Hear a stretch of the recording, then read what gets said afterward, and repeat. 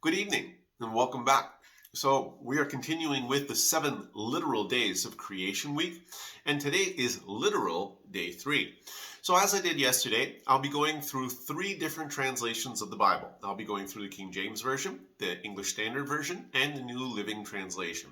I will as well be discussing several things in order to substantiate the information that we are covering today and unpacking that information, and I will provide the links to the resources below.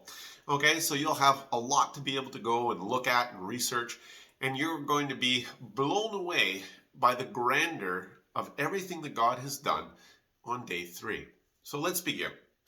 So it says, and I'll be reading from Genesis chapter 1, verse 9 to 13, starting in the King James Version. It says, "And God said, Let the waters under the heaven be gathered together unto one place, and let the dry land appear. And it was so. And God called the dry land earth, and the gathering together of the waters called he seas. And God saw that it was good. And God said, Let the earth bring forth grass, and the herb yielding seed, and the fruit tree yielding fruit after his kind, whose seed is in itself, upon the earth. And it was so. And the earth brought forth grass, and herb yielding seed after his kind, and the tree yielding fruit, whose seed was in itself, after his kind. And God saw that it was good. In the evening and the morning were the 3rd day." And that's Genesis chapter 1, verse 9 to 13 in the King James Version. Next version we are going to be reading from the English Standard Version. Same verses, so Genesis 1, verse 9 to 13. It says, "And God said, Let the waters under the heavens be gathered together into one place, and let the dry land appear. And it was so. God called the dry land earth, and the waters that were gathered together he called seas. And God saw that it was good. And God said, Let the earth sprout vegetation, plants yielding seed, and fruit trees bearing fruit, in which is their seed, each according to its kind on the earth.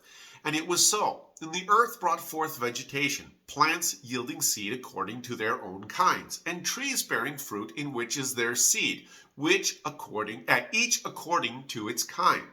And God saw that it was good. And there was evening, and there was morning, the 3rd day." That's Genesis chapter 1, verse 9 to 13 in the English Standard Version.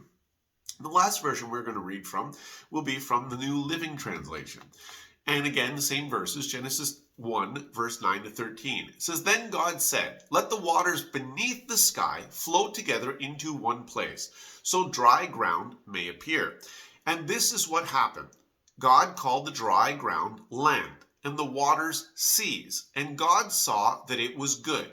And God said, Let the land sprout with vegetation, every sort of seed-bearing plant, and trees that grow seed-bearing fruit.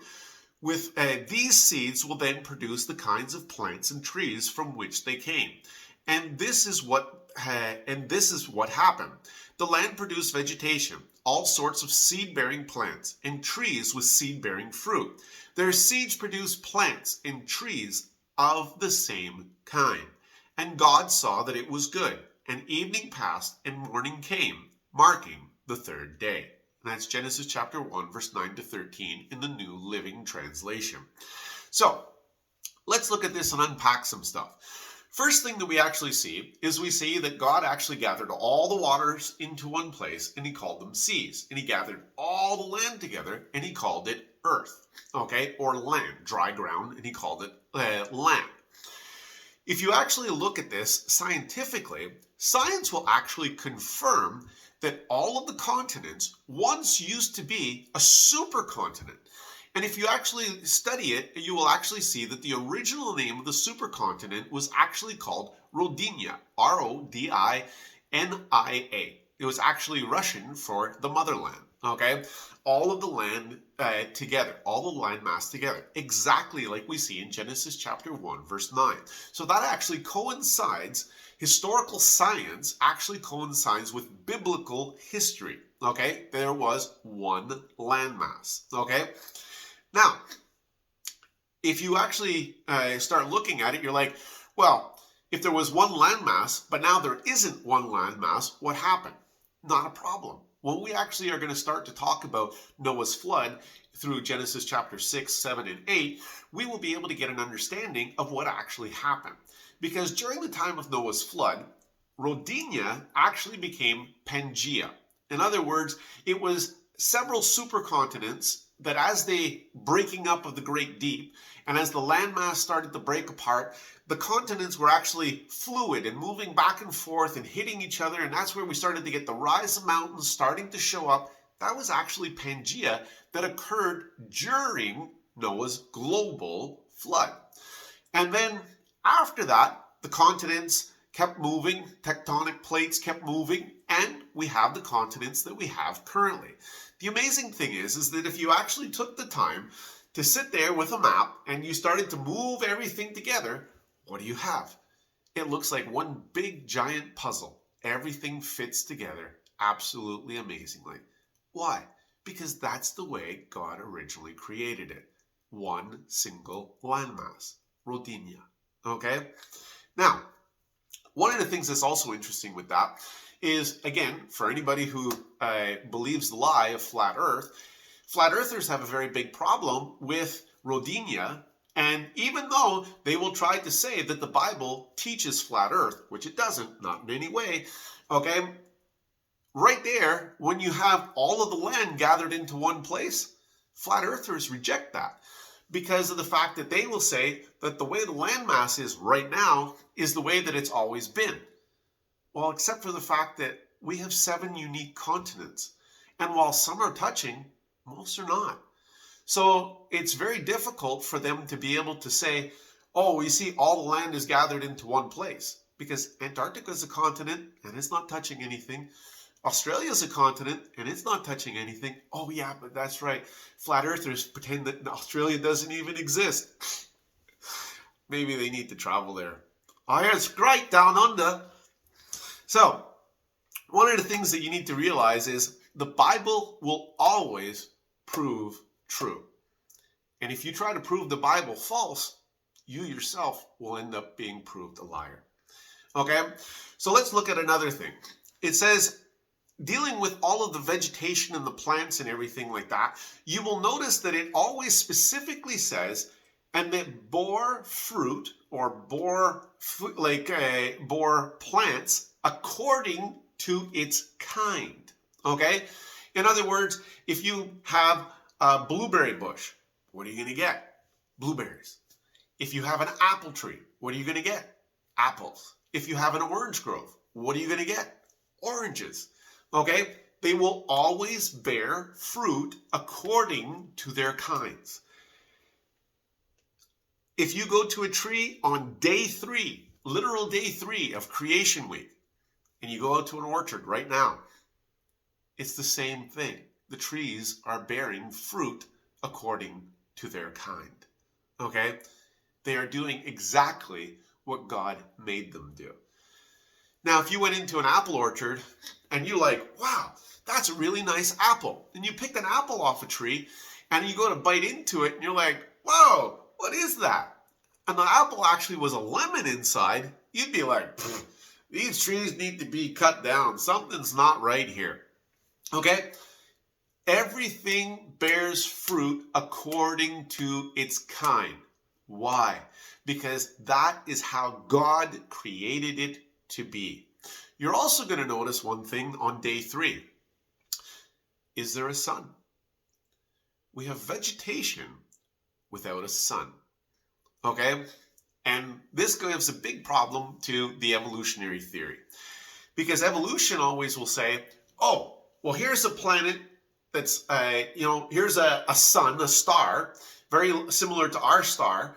And they'll say, oh, well, here's the right distance for a planet like Earth to be. And they'll say, oh, well, then this planet should technically have life because all of those conditions have been met.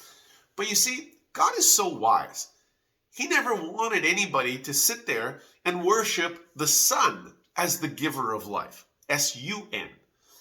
God wants us to always turn and worship his son, Jesus, who is being revealed from Genesis through to Revelations. Okay? One of the things that you have to realize is when God actually did his creation like this, remember, light had already been created, but we didn't have a specific source. But that particular source of light, it could still allow for darkness and the cycles between day and night. Okay? And we're going to get to the creation of the sun and the moon and the stars tomorrow on day 4. Okay?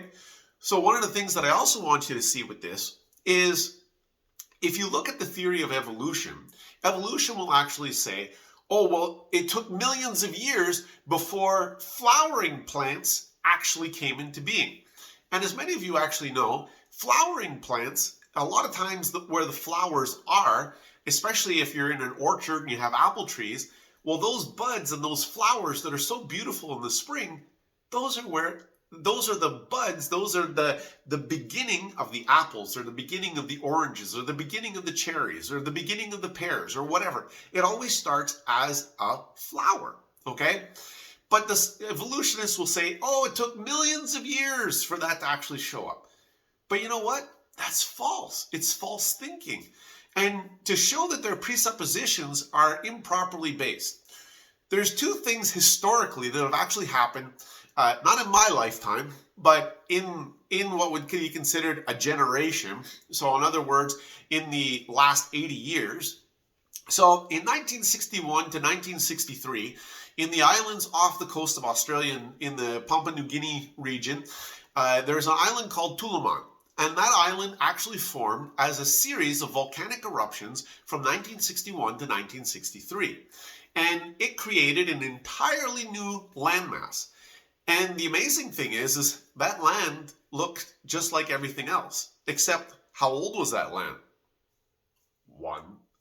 Okay? So you have to understand right there, it's starting to give a big issue for carbon dating, radiometric dating, and all of those lies that go along with that. So with the fact that that island actually appeared in 2 years, and they knew it just showed up. So when they would date it, it should be 1 year old. Okay, and it gives a whole big issue and it reveals a lot of the problems and the issues with C14 dating. Okay, so another thing that you also can look at is there was another island just off the coast of Iceland. It's called Surtsey, and that island actually showed up between 1963 and 1967. And that island, once it actually had become into full fruition, one of the things that was really cool there is according to evolutionary sequencing, false evolutionary sequencing, we will say, and their presuppositions, they believed that the first things that should actually grow on that island would have been lichens and moss. Except, you know what was the first thing that grew on Surtsey? Flowering plants. God is so amazing, and God confirms his word in every step of the way. I've included multiple resources for you so that you would be able to go and look through the information for Rodinia. You'll be able to go through and look at the information for the supercontinents and how the plate tectonics actually work. You'll be able to go through and look at the information for Surtsey and Tuluman. And I will encourage you, take the time, read through it, grow in understanding, because it will help you to be filled with the grandeur of Genesis week, of the 7 literal days of creation, and the truth of the Bible. And there was evening, and there was morning. Literal day 3. See you tomorrow. Have a great evening.